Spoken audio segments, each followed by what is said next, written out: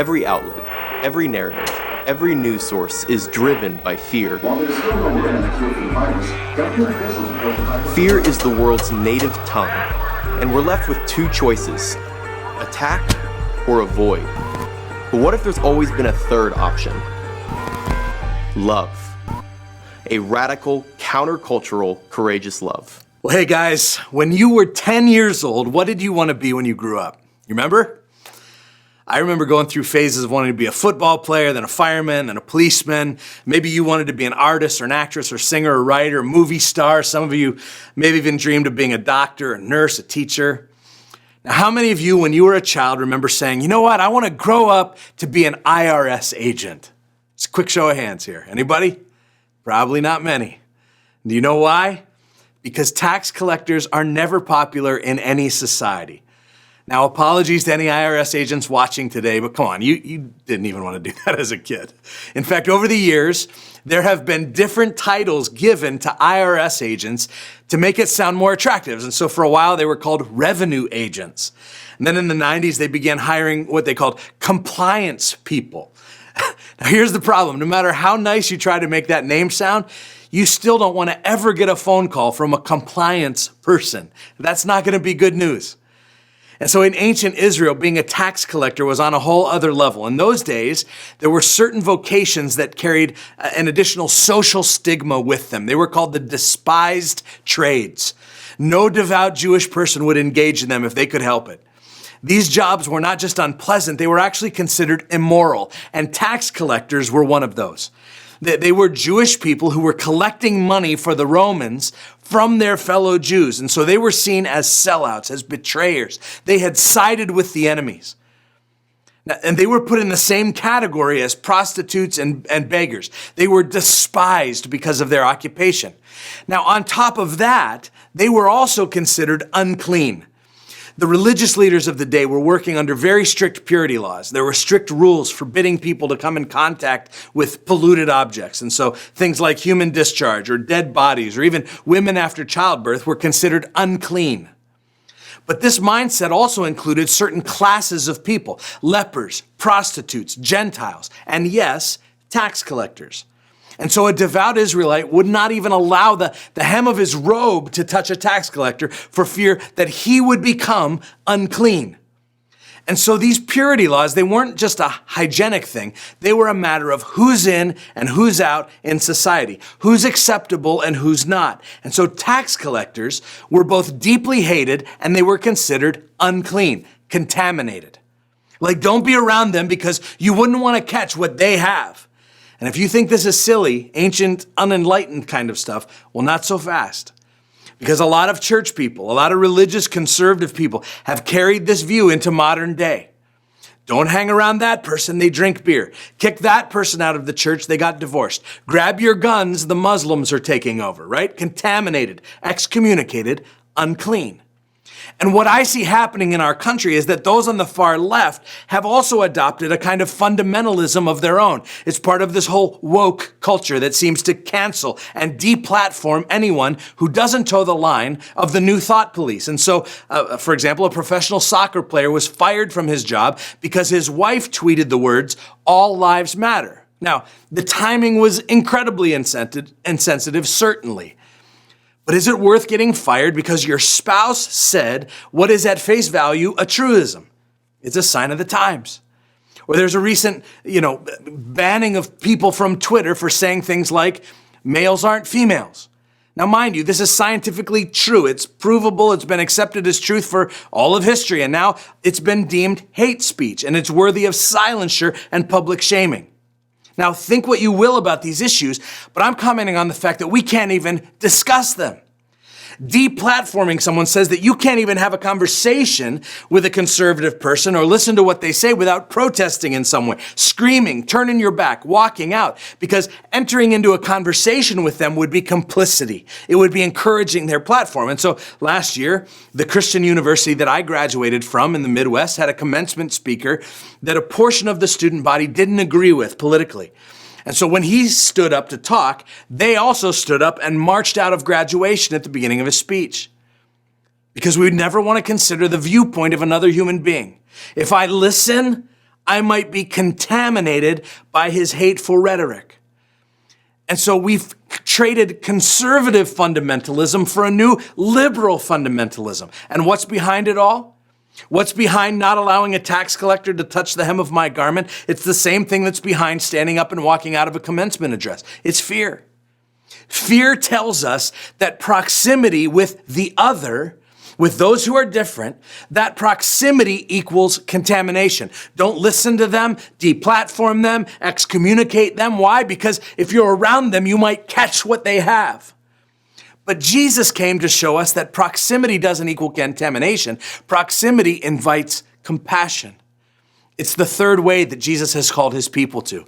We've been exploring this all month using Dan White's great book, Love Over Fear, as a jumping off point. Jesus shows us this way in today's text. And so if you have a Bible or device, you can turn to Luke 5, 27 to 32. And today I want to explore what it looks like when love comes to town. That's the title of my message. It's also based on chapter 5 of Dan's book for those of you following along. And here's my big idea today. In order to show love to people, we need to create space for people. Now, I talked about how tax collectors and sinners were considered a scourge to the ancient world.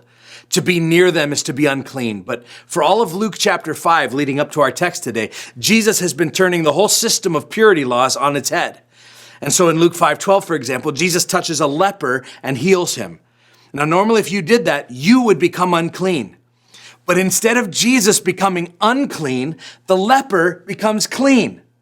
This is God's grace and compassion in action. Suddenly, it's not the uncleanness that's contagious, it's Jesus that's contagious. And he wants us to follow his lead. So we're not called to attack or avoid those who aren't like us. We're called to get in proximity with them, to create space for them so that the love of Jesus can rub off. And so I want you to look at our story today in Luke 5, verses 27 and 28. It says, and Jesus saw a tax collector named Levi sitting at the tax booth. And he said to him, follow me. And leaving everything, he rose and followed him. All right, so Levi in the story here is also known as Matthew. He would go on later to write the first gospel in our Bible of Matthew. So Levi was sitting at a tax booth beside the roadway when Jesus approached. Now think about the Pennsylvania Turnpike with those toll booths. What now seems to cost about $150 to go from Cranberry to Du Bois. You know what I'm talking about? I'm like, honey, do we have any hundreds, for the next booth? So Levi's manning this toll booth, except there's no easy pass. So people would stop and they would pay their tax to Levi in order to travel on the road. So remember, this dude's a traitor, a tax collector. He's a swindler. He's a sellout.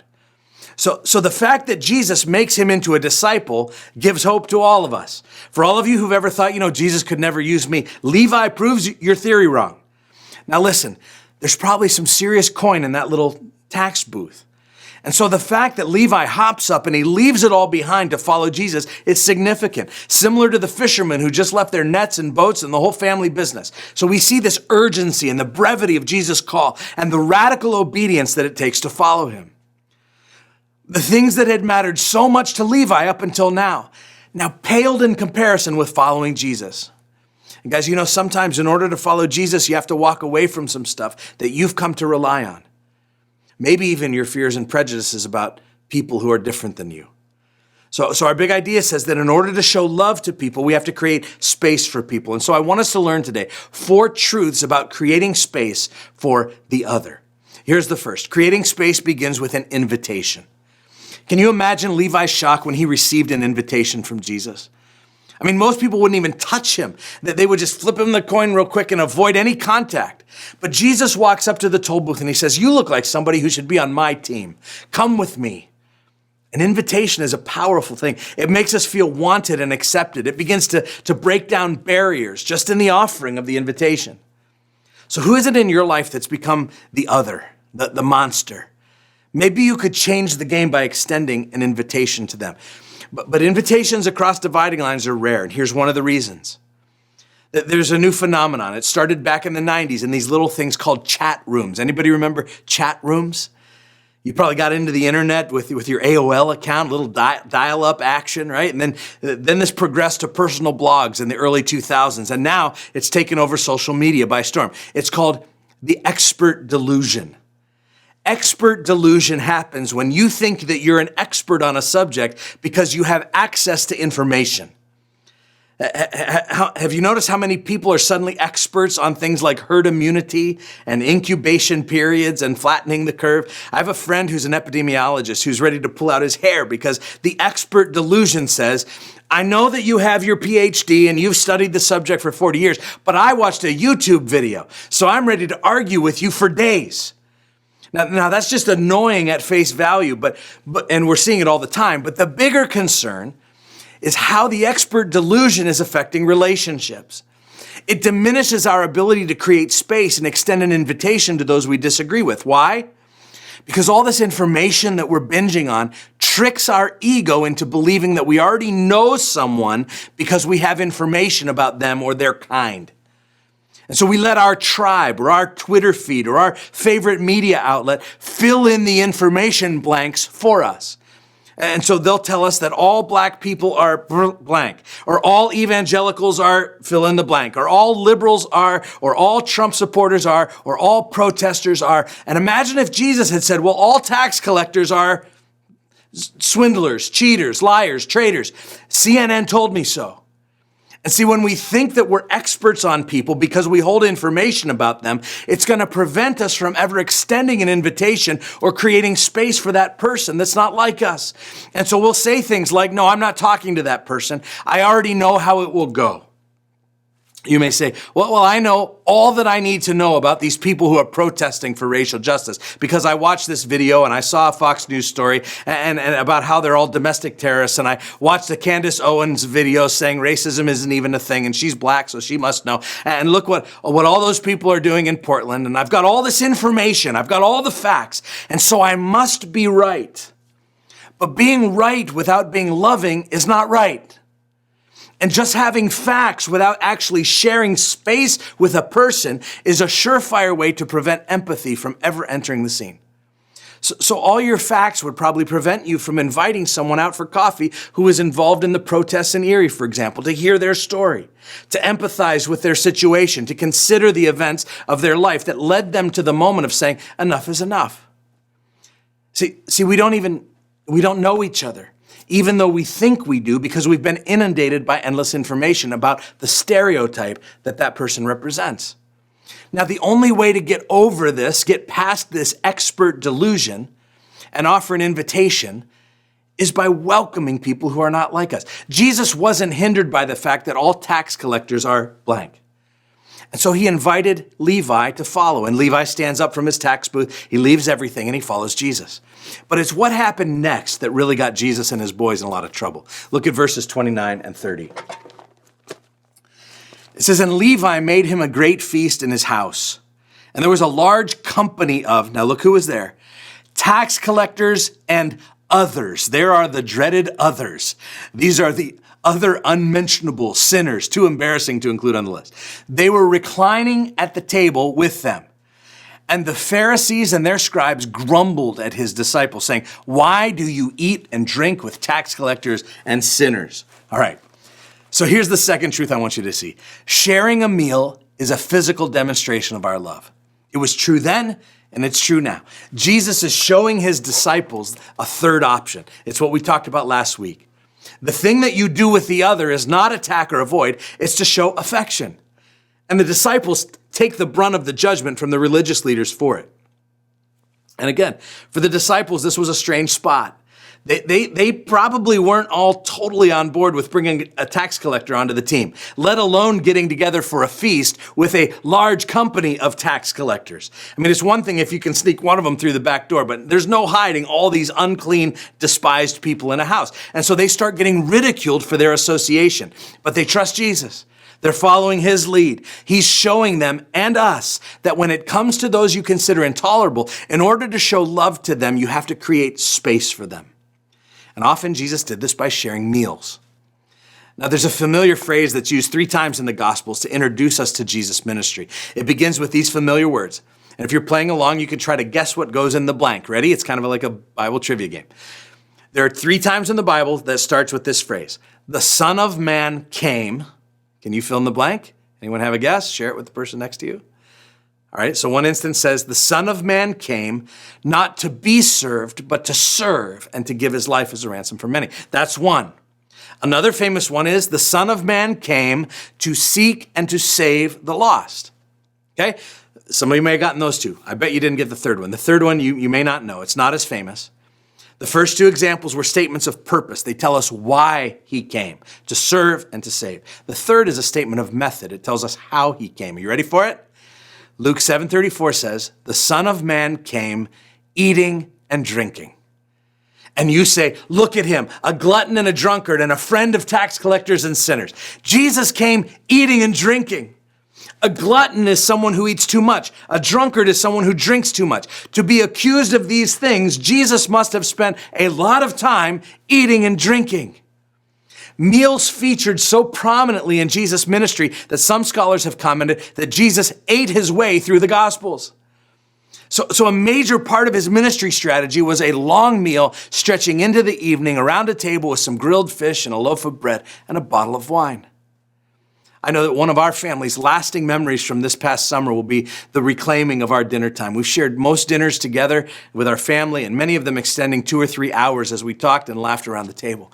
We've been doing Friday night pizza nights where we'll invite someone to join our family for a meal, and a shared table is still a powerful expression of love and acceptance.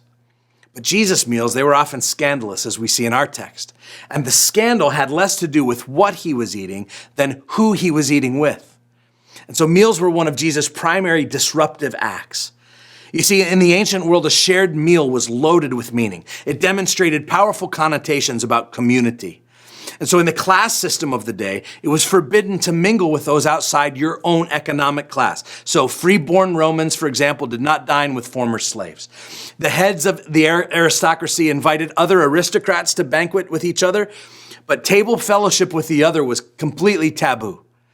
On top of that, Jews refused to eat with Gentiles, and Gentiles refused to eat with Jews. It would be seen as affirming the other person's way of life. Not much different, by the way, than when you hear today of a restaurant who won't serve a certain politician or a cake baker who won't serve a certain population because it would be seen as complicit to their beliefs. So in Jesus' day, the meal table is where people separated into their us versus them tribes. And Jesus was being closely examined for what his table fellowship was telling people about him, because meals were more than food. They represented kinship and community and welcome. And so if you want to get theological for a second, the meals of Jesus were pointing to a new world, a new kingdom, a heavenly banquet table where every tribe and tongue are represented. And so the table, even now, it invites us to a new outlook, especially toward those who are different from us. It's a demonstration of love. And here's my question for you. What if instead of filling the space between you and the other with assumptions, or filling it with information from Twitter, or filling it with hatred, what if you filled it with love expressed by the sharing of a simple human pleasure like a meal or a cup of coffee, and a conversation where you did a lot of listening instead of talking? A meal could change your life. In his book, Dan White tells the story of an Israeli mountain climber, Nadav ben Yehuda. He had trained for 2 years to scale Mount Everest, only to give up his dream in the last 300 meters from the summit. Why? It wasn't because he ran out of food, he didn't run out of energy or even oxygen. Instead, just 300 meters from the top, he saw another climber lying unconscious in the snow. Now others had climbed right past the unconscious man, leaving him for dead and focusing on the summit, which they could now see. Everest climbers routinely avoid trying to save those dying on the mountain because to do so would likely kill them both. But not Nadav. He gave up his dream of becoming the youngest Israeli climber to ever reach the summit of Everest, and instead he chose to strap the unconscious man to himself and to begin the 9-hour descent to the nearest base camp. Oh, did I mention that the man he saved was a Turkish climber? And at the time of the climb, Israeli-Turkish relations were at a boiling point, all over the news. Their countries hated each other. Later reflecting on his heroic act while recovering from frostbite and the death of his dream, Nadav said that he didn't hesitate to save the Turkish man's life. And when asked why, he said these words, listen, he said, because we shared a meal together. See, at one of the base camps, the two men found themselves across the table from each other. And at first it was tense. They began to talk about the standoff between their two countries. But soon they found a bond. And one meal helped them to humanize one another. Who do you need to invite to a meal or to coffee? Christians should be the world leaders in love. Our witness depends on our love. So here's the third truth about making space for the other, and it's related. It's that hospitality can bring transformation. So this shared meal between Jesus and the disciples and the tax collectors and sinners, it's a beautiful picture of a biblical concept called hospitality. And hospitality is a way of creating space. And when we practice it, we begin to push away the fear of the other. It's an act that places us in proximity together. And I don't want to pretend that some kind of magic will always happen when we make space. But here's the thing. Closer proximity might not erase all our differences, but it will help to remove our fear. The Greek word for hospitality is a beautiful word. It's philoxenia. It combines the word philos, which means friend, and xenos, which means foreigner or stranger. And so what's hospitality? Hospitality is treating a stranger like a friend. Rather than fearing the other, hospitality calls us to love the other. But it won't be easy because hospitality toward those you don't agree with will be seen as a controversial act. Why? Because our entire culture has been built on the practice of exclusion. Like when you disagree with someone, you push them to the fringes. You push them to the margins so that you always feel important and in control. And exclusion says, go ahead and take a cheap shot on social media. That's how it works. Or mock them with your friends. Or cheer for their demise. And when Christians give in to the methods of exclusion, we're only confirming the world's suspicion that we lack the countercultural love that Jesus talked about. But if we'll practice hospitality, if we'll make space, we can reject exclusion and invite true transformation. Think of it this way. If you're trying to change someone's mind, what's the best way to do that? Like if you're a Democrat and you think a Trump supporter that you know is totally off his rocker, or if you're an evangelical who thinks that one of your friends who has a Black Lives Matter sign in their yard is missing the boat, how do you change someone's mind? The go-to is, well, I'm going to make my case by sending them an email or a letter with a forceful argument that lays out my case point by point. Or even better, I'm going to put up an aggressive Facebook post that hopefully they'll see. Have you ever seen that work? No. Our brains aren't designed to respond well to those things. In fact, it usually just makes people dig in even harder to their original stance. Why? Because attacking someone with facts will never change their mind. Attacking someone with facts is like trying to fight a grease fire by throwing water on it. It only makes things worse. Dan White puts it so brilliantly. He says, perhaps it's not our difference, but our distance that breeds hostility and hate and fear. And so convincing someone to change their mind begins with convincing them that you really care about them. The bridge is hospitality. I think this is the idea behind Jesus' summary statement in the text. As he and the disciples are getting opposition from the Pharisees, they're grumbling. Why do you eat with the tax collectors and sinners? Look what Jesus says in verse 31.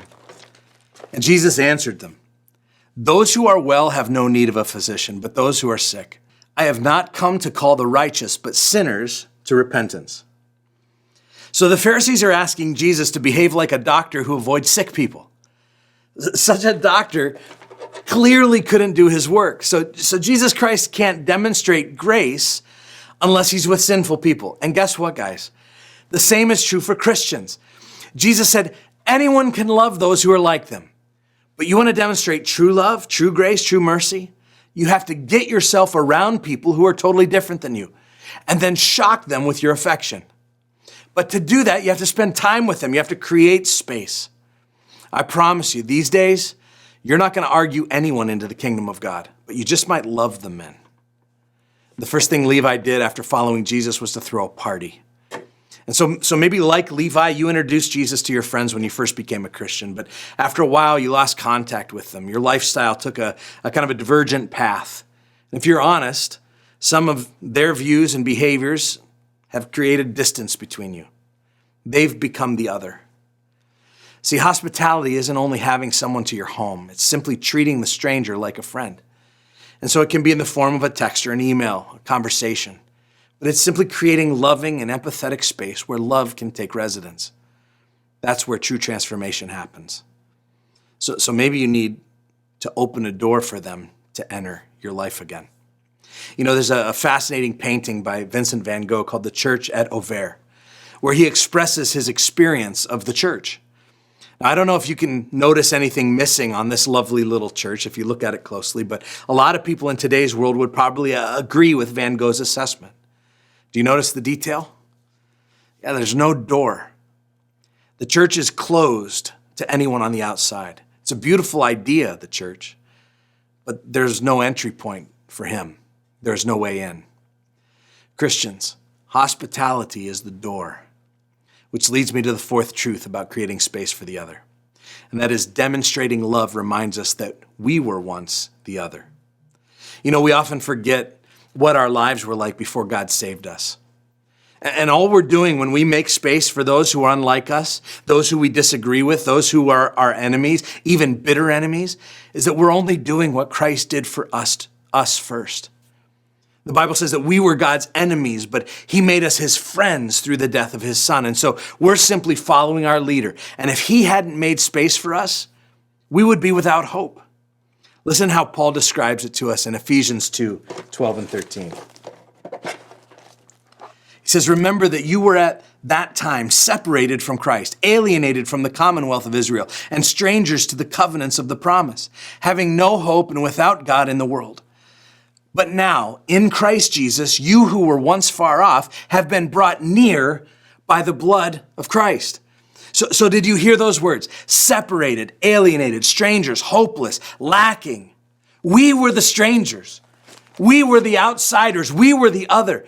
But from the beginning, God has sought to welcome us back. His perfect love casts out fear. It turns strangers into sons, the distanced into daughters. This is why hospitality has always been central for the people of God in the Old Testament and the New Testament. It helps us to remember our own otherness. Remember our time as alienated from God and allow those memories to produce compassion in us. Remember when he opened the door for us to come in. You remember when I said earlier that the Pharisees lived by a strict code of clean and unclean? That when the unclean comes into contact with the clean, that the clean becomes contaminated. All of religion is based on this idea. You work very hard to become good, and you work very hard to be good enough for heaven. And if you're going to be good enough for heaven, then you have to stay away from the defiled things. You have to stay away from the bad stuff and the bad people who are unclean. And here's the difference with Jesus. When Jesus Christ touches a person, he's saying, nothing in you can make me unclean.